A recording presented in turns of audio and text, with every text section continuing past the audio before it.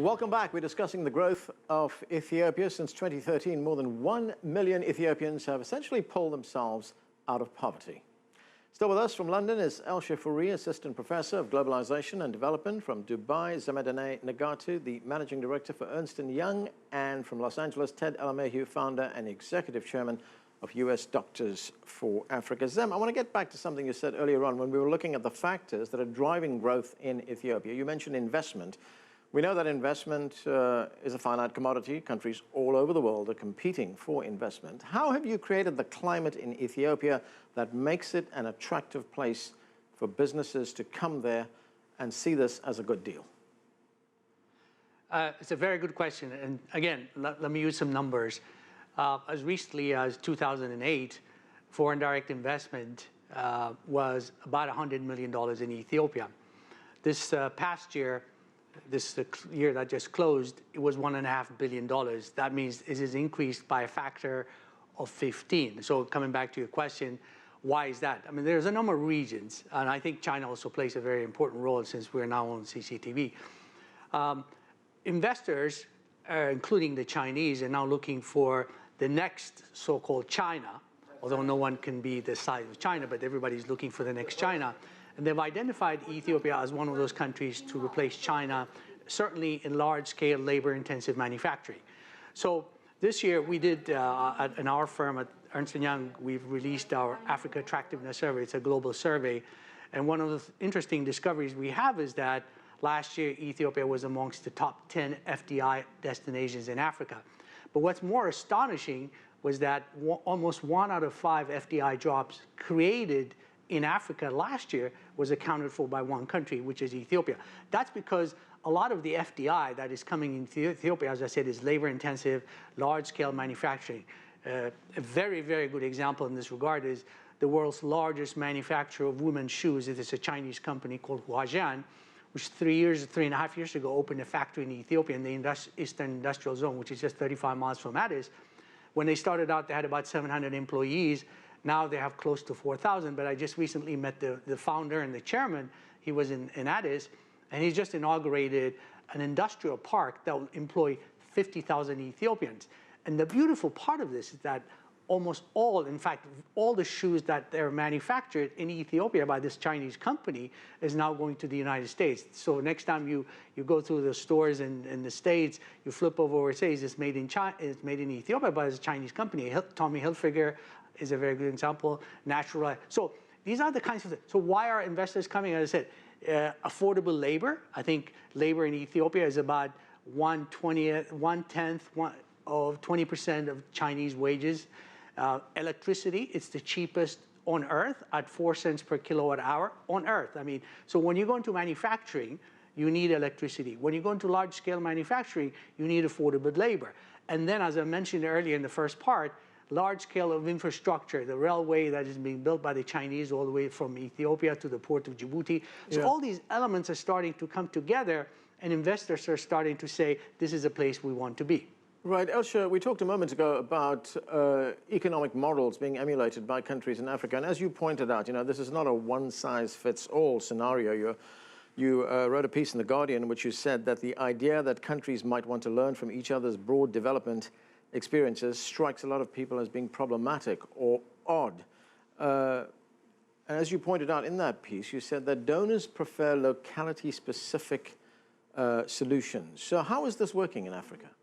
Well, so I think there's an interesting tension there, because I think a large part of what we've realized in the last 10 or 20 years about development is that often solutions do have to be bottom-up and small-scale and take cognizance of local realities. And I think actually that, mainstream donors have actually taken that on board to a certain extent.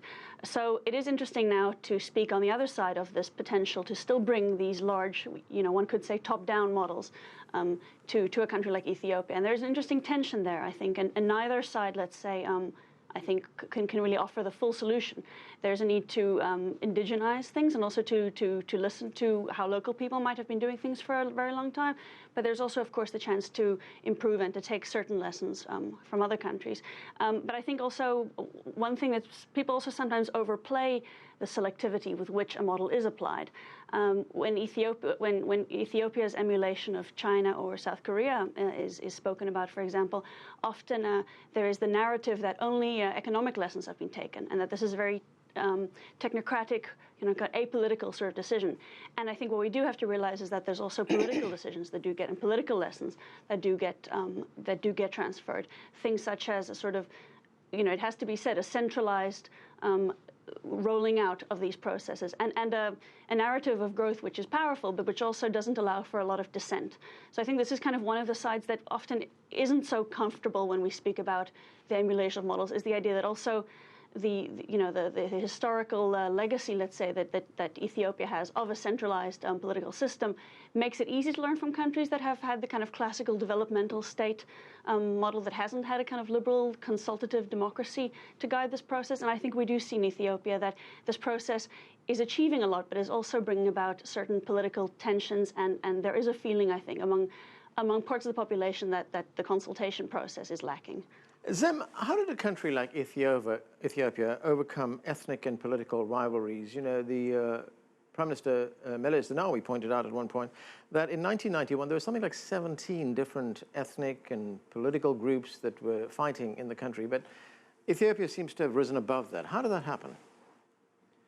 Well, again, listen, if we look at the development path many other countries that have been very successful in Asia took, it has to be inclusive because, as you've noted, it's a very, first of all, a huge country of 94, 95 million people, most populous, second most populous country in Africa after Nigeria, very diverse ethnicity. But also remember where they started from. In 91, it was a completely bankrupt country. So tensions could continue or arise if it wasn't inclusive. But if you start, as I said earlier, a bottoms-up approach as opposed to a top-down approach, which in some other African countries we've seen has been a big challenge, then the tensions that you mentioned, which could surface because of all kinds of reasons, will be diminished. I just want to highlight one thing here as well, which goes to your point. If you look at the Gini coefficient, which is the most widely used measurement of income equality, Ethiopia has one of the best Gini coefficients in the world.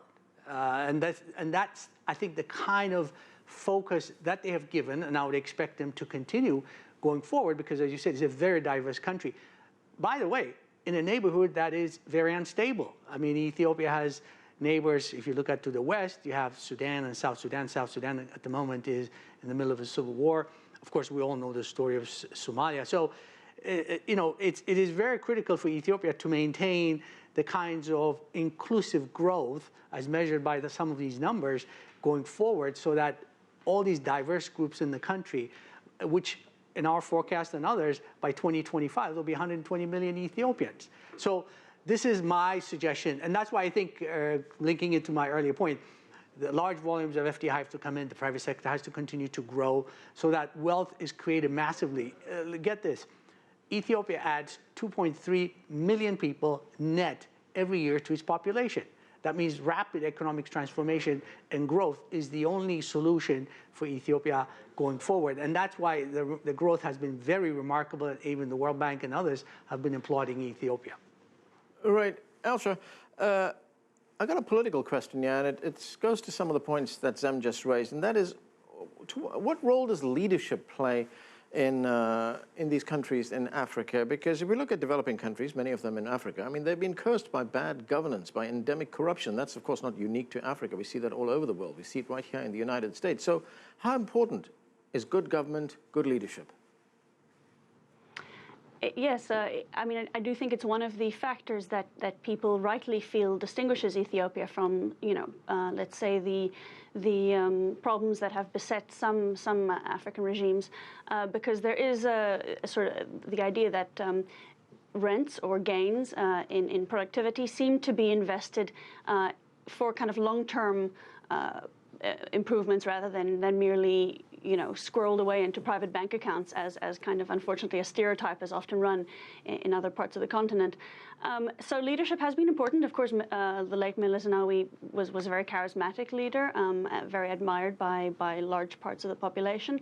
But I think also, again, it is this double-sided political issue that the leadership is let's say, focused on the long term and is not kleptocratic and is to a large extent developmental, but also is very strong and can sometimes be, strong to the extent that civil society, for example, doesn't feel it has a role to play.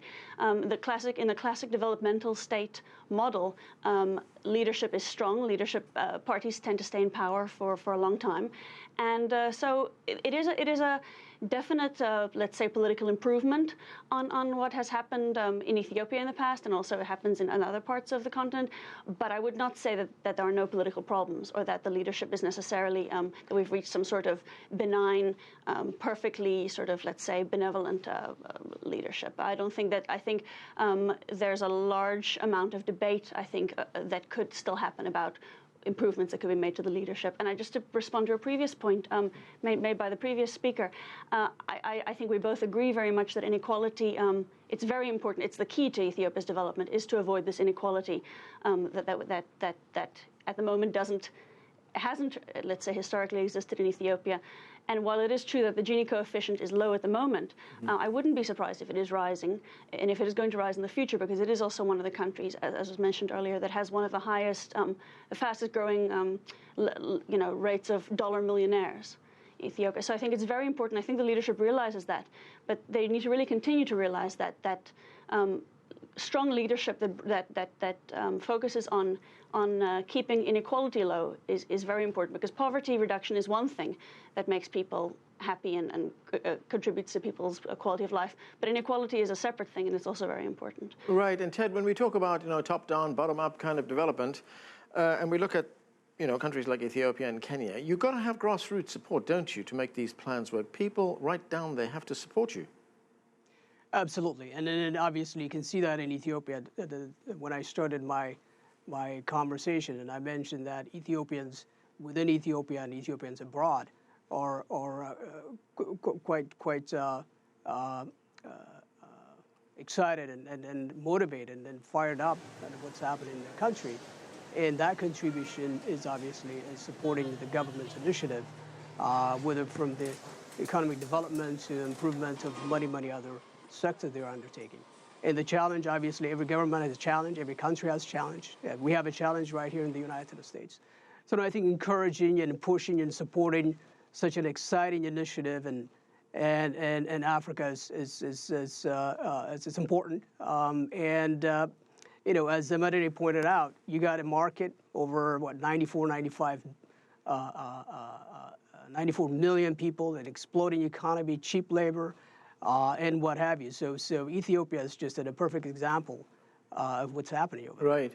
Zem, when we look at almost every future scenario for the developing world, Africa in particular, education is always emphasized as something that should be focused on above everything else, basic education skills. To what extent is that a priority in Ethiopia?